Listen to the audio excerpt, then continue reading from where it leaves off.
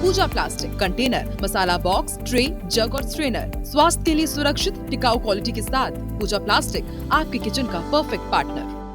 बात करते हैं बिलासपुर में कल हुए एक बड़े ट्रेन हादसे की खबर से जुड़े अपडेट की। बिलासपुर रेल हादसे में मृतकों का आंकड़ा अब बढ़ गया है, चूंकि एक और जख्मी की इलाज के दौरान मौत हो गई है। हादसे में अब मरने वालों का आंकड़ा 12 पहुंच गया है।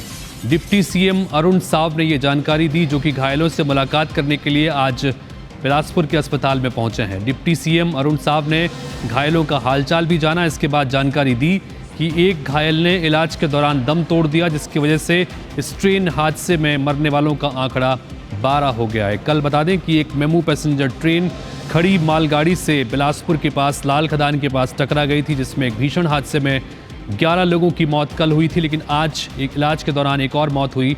मरने वालों का आंकड़ा 12 हो चुका है।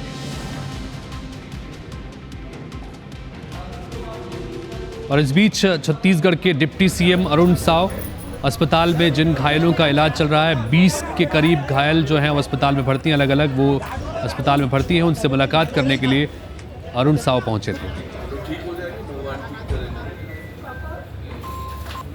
अत्यंत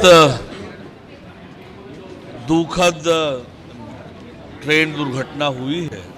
जानकारी के अनुसार से 12 लोगों की मृत्यु इस दुर्घटना से हुई है। 2 लोग इलाइट हॉस्पिटल में स्वास्थ्य लाभ ले रहे हैं। 5 लोगों का इलाज रेलवे के इस हॉस्पिटल में चल रहा है।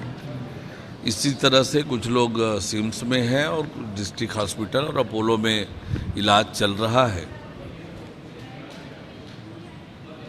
तो लगातार हमारे संवाददाता पल पल का अपडेट आपके सामने रख रहे हैं। डिप्टी सीएम अरुण साव भी पहुंचे हुए हैं और इस वक्त जितेंद्र जुड़ गए हमारे साथ में। जितेंद्र, चूंकि अब डिप्टी सीएम पहुंचे हैं और मरने वालों का आंकड़ा भी बढ़कर 12 हो गया है, क्या कुछ और अपडेट्स निकल के सामने आए? जांच को लेकर कई सारी लापरवाहियों की बात भी हो रही है, इलाज को लेकर भी कई तरह की चीज़ें हैं। क्या कुछ अपडेट आपके पास इस वक्त?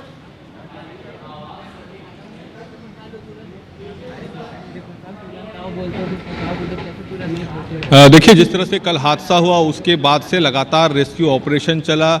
कई बॉडीज़ जो हैं वो यहाँ पर दुर्घटनाग्रस्त कोच से निकाली गई और कई घायलों को अस्पताल पहुँचाया गया। लेकिन आज सुबह जिस तरह से स्थिति थी, यहाँ पर ट्रैक दुरुस्त कर लिया गया था, लाइन क्लियर कर दिया गया था, ट्रेनों का आवागमन शुरू हो गया था। लेकिन खास तौर पर जो मरीज अस्पताल में भर्ती किए गए थे, उनके परिजन खासा परेशान हो रहे थे। और IMC24 ने ये दिखाया भी था कि कई परिजन जो है अपने लोगों को खोज रहे थे, मिसिंग थे, उनसे कोई संपर्क नहीं हो पा रहा था। और उनको प्रारंभिक जो जानकारी है वो भी यहाँ पर ना तो रेलवे प्रशासन की तरफ से मिल पा रही थी, ना ही जिला प्रशासन की तरफ से मिल पा रही थी। हालांकि बाद में व्यवस्थाएं दुरुस्त की गई। रेलवे और प्रशासन ने यहाँ पर संयुक्त रूप से जो भी मिसिंग थे उसकी जानकारी जो है लोगों के साथ साझा की। परिजनों को ये जानकारी जो है धीरे धीरे मिलनी शुरू हुई। इसी बीच ये जानकारी आई कि लगभग 11 लोगों की जो मौत है वो हो चुकी है। लेकिन अब ये मौत का आंकड़ा यहाँ पर बढ़ा है। खुद सूबे के डिप्टी सीएम अरुण साव जो हैं वो आज बिलासपुर पहुंचे हैं और इसके बाद उन्होंने घायलों का हालचाल जाना है। अलग अलग अस्पतालों में डिप्टी सीएम गए हैं। यहाँ पर उन्होंने कर्मचारियों से भी बात की है, रेलवे के अधिकारियों से भी बात की है, डॉक्टरों से भी बात हुई है। इसके साथ ही यहाँ पर डिप्टी सीएम ने एक बड़ी जानकारी दी है मौत के आंकड़ों को लेकर। 12 लोगों के मौत की पुष्टि यहाँ पर डिप्टी सीएम ने की है। जानकारी के मुताबिक अब 12 लोगों की इस हादसे में मौत हो चुकी है। इसके अलावा 20 से ज़्यादा जो गंभीर मरीज हैं वो शहर के अलग अलग अस्पतालों में भर्ती हैं। और सबसे बड़ी बात कि इसमें अधिकांश जो मरीज हैं हेड इंजरी के मरीज हैं। लगभग 4 से 5 जो मरीज हैं वो हेड इंजरी के मरीज हैं। कई मरीज ऐसे हैं जो वेंटिलेटर पे हैं।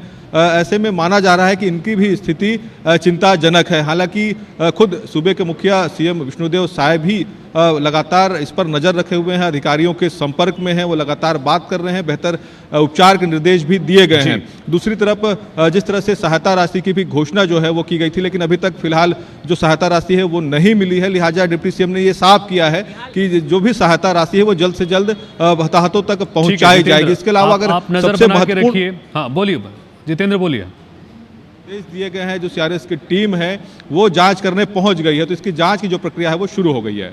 जी जितेंद्र, बहुत शुक्रिया। इस तमाम नज़र आप बना कर रखिए, चूंकि अब जांच भी इस मसले पर होगी और जाहिर सी बात है कि उसके बाद भी बहुत सारी चीज़ें निकल के सामने आएगी। इस बीच डिप्टी सीएम पहुंचे हुए हैं।